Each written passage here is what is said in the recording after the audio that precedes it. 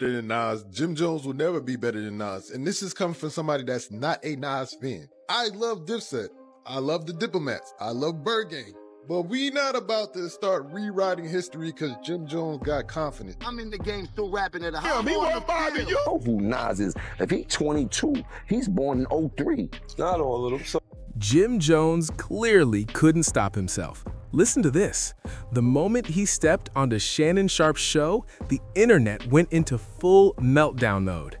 As soon as he got comfortable in that chair, he dropped one of the most jaw-dropping claims hip-hop has heard in years. And yeah, it stopped people mid-scroll. Hold up, because this wasn't just about staying relevant anymore. Jim flat out said he's more influential than Nas himself.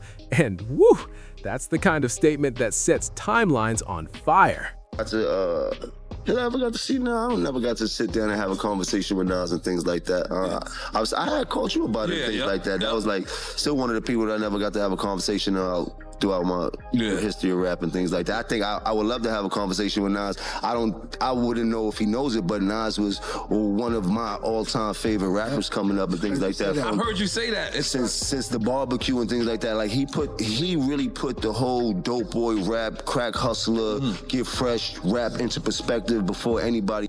Now, you already know, when you say something like that about a Queensbridge legend, folks are gonna lose their minds, period. And guess what? That's exactly what went down. The internet didn't just react, it straight up detonated. Memes everywhere, non-stop debates, wiretap clips and old interviews suddenly popping back up like receipts. Every single corner of social media was lit, and there was no escaping the noise. I saw a clip on Instagram where a young kid was comparing you to Nas and saying that you got that's my young boy. Big hits. He's wild. Yo, he looked to you. He learned how to wear the BB Simon belt from you. He got his swag. Like, how crazy is that? Because in my era, you know what I'm saying? Nas is like a god. But here's the wild part. You won't believe this. The craziest reaction didn't even come from Nas. It came from 50 Cent. And he didn't have to say a single word to do damage. No troll captions, no diss track, nothing loud or extra. Instead, he quietly posted one Instagram upload with an old federal transcript and let the streets connect the dots. That one move hit way harder than any tweet or freestyle ever could.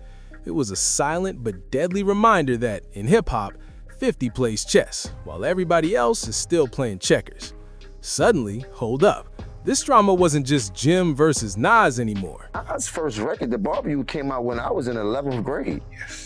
So Nas was my idol when I was young. Like you did, came to dressing, the wordplay, the music, everything. I was a superior Nas fan.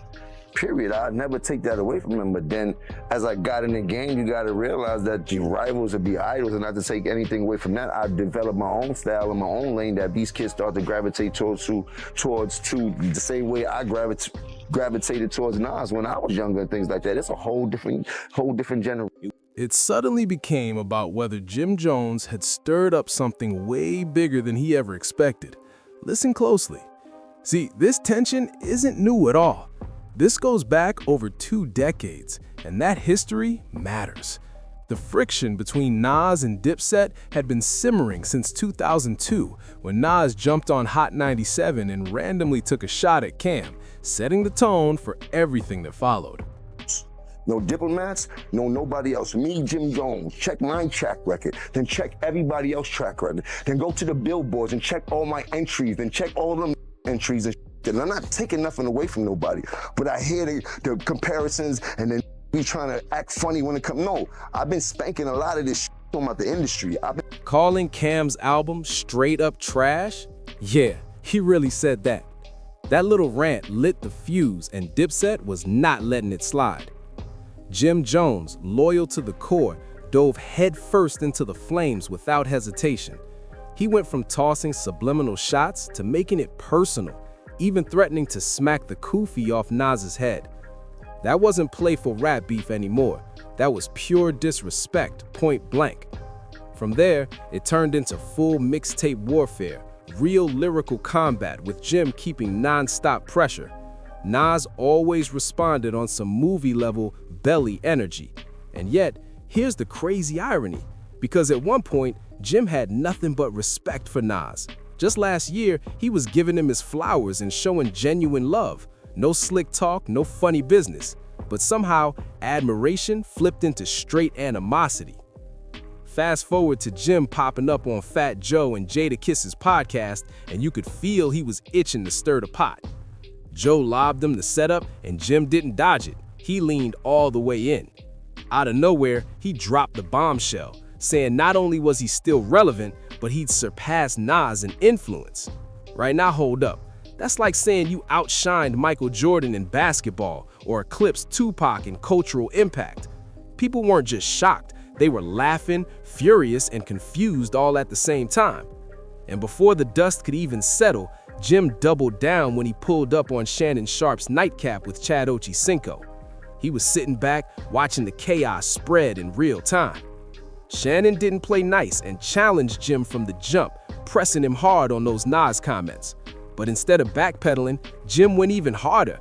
He praised Nas' style, called him one of the flyest ever, then flipped it by saying, "Nas doesn't move the streets as I do." Then, just when it couldn't get any crazier, Jim started roasting Shannon's outfit mid-interview, turning the hip-hop debate into a straight comedy roast. At that point, Chad was just chilling like the rest of the internet, watching a train wreck unfold live. The energy shifted from interview to full-blown verbal combat. Jim accused Shannon of only bringing him on for clout and using him for views. Shannon didn't bite his tongue and clapped back with fire, reminding him this was the biggest podcast he'd ever been on. From there, it stopped being a sit-down conversation and turned into a showdown. Shannon took it beyond music, pulling up Jim's stats and even challenging him to settle things in the ring. Like, if it was like Jim Jones, imagine putting a pen to paper to write about him. Even so nice about him. How did you do that? What's the first sentence? What the fuck do you write about him? I'm not anxious to hear the Jim Jones diss record. Like, I'm like, yo, the used to have so nervous was like B.I.G., Pac, right? Even Cannabis, like Eminem, used to have you like, if we go at it, dog, we gotta go hard. You know what I'm saying? But these Jim Jones, like, I mean, I respect you getting your money. You're like, exactly. That's when Jim tried to switch lanes into fitness mode, challenging Shannon to outlift, outlast, and outrun him. Like the beef suddenly turned into push-ups instead of pen versus pen. But fans weren't buying it. People peeped it immediately, and it looked like Jim was sidestepping the real smoke. Meanwhile, 50 Cent stayed back, ice cold and calculated. He didn't need to argue at all. He didn't need to roast a soul. He simply let one chilling Instagram post sit there and marinate. Just a single federal document with one eerie name attached. Individual 1.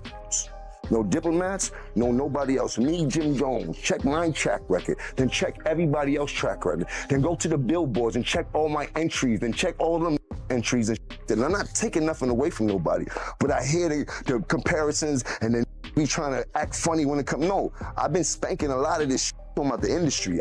And the entire internet instantly remembered exactly what that meant. The comments came flooding in fast.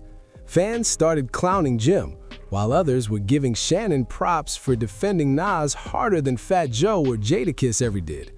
One fan even summed it up perfectly, saying, "Shannon did what they should have done. Jones, you delusional, and Shannon, thank you for calling it out." And Texas, please, whatever you do, don't tell them I'm in San Antonio. Don't tell them I'm staying at the Four Seasons. Don't tell them, please don't tell them, man, because it's just so much pressure on me right now. I don't know what to do. That's how deep this really went. NFL legends were out here defending rap icons like Nas, while actual rappers stayed quiet. And just when you thought it couldn't get any nastier, the internet dug up an old clip of Jim Jones getting cut off stage by Nas back in the day. Now that dusty moment was looping non-stop in 2025, embarrassing Jim all over again. It felt like karma had receipts and decided to hit repost. The deeper you look at this situation, the clearer it becomes. Jim Jones didn't just spark harmless rap chatter. He reopened old wounds that never truly healed. See, the whole individual one thing wasn't random shade. That label came straight out of the infamous 2018 Tekashi 6ix9ine trial. In court, prosecutors played wiretaps where someone allegedly gave the green light to put hands on Tekashi for snitching. They never named names, but the feds labeled that mystery voice Individual One. And the second that audio dropped years ago, fans swore it sounded just like Jim Jones. Legally, nothing ever stuck. He was never charged, never officially confirmed, but the whispers never went away.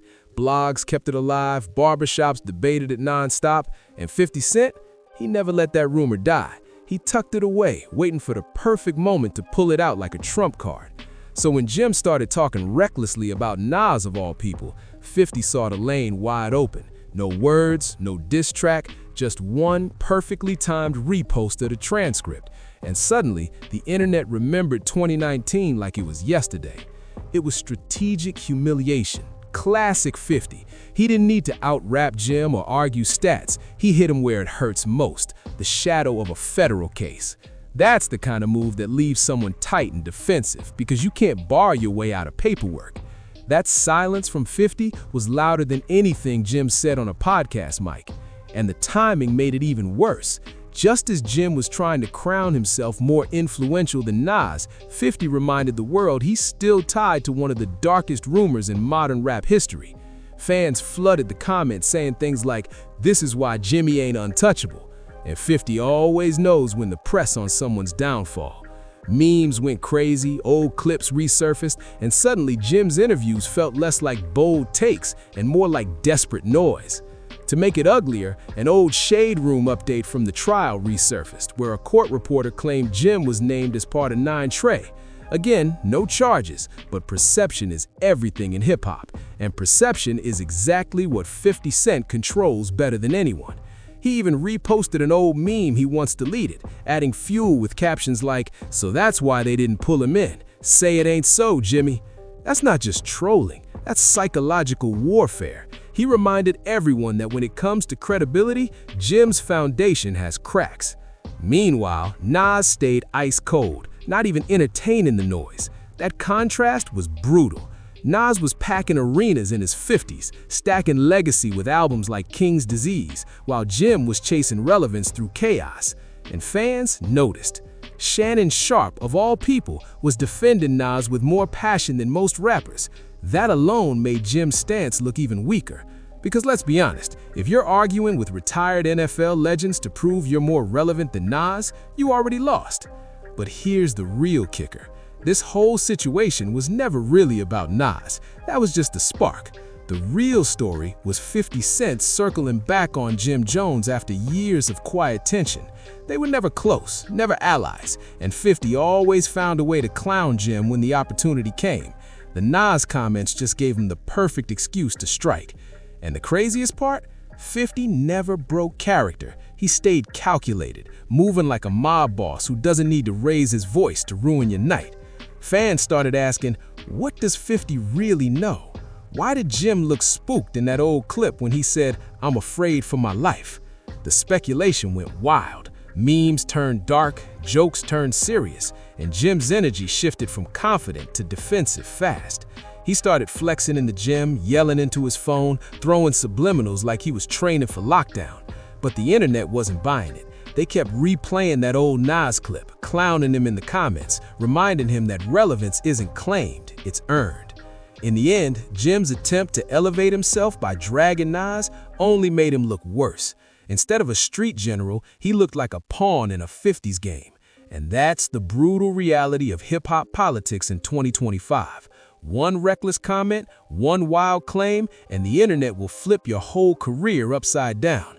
Jim tried to write history, but 50 reminded him that history never forgets. So now the question is, what happens next? Does Jim double down and turn this into a full-blown rap beef with Nas or even 50? Or does he fade back, realizing he bit off more than he could chew? Because one thing is certain, This isn't the kind of smoke you walk away clean. Nas doesn't even need to respond. His legacy speaks for itself. And 50 Cent has proven once again that silence paired with one perfectly timed receipt is more powerful than 1,000 bars. Jim Jones may have wanted clout, but what he got was exposure, the kind you can't laugh off. Now, all eyes are on him, waiting to see if he keeps pushing or finally steps back before it gets uglier. One thing is guaranteed, the culture is watching, and the streets are talking.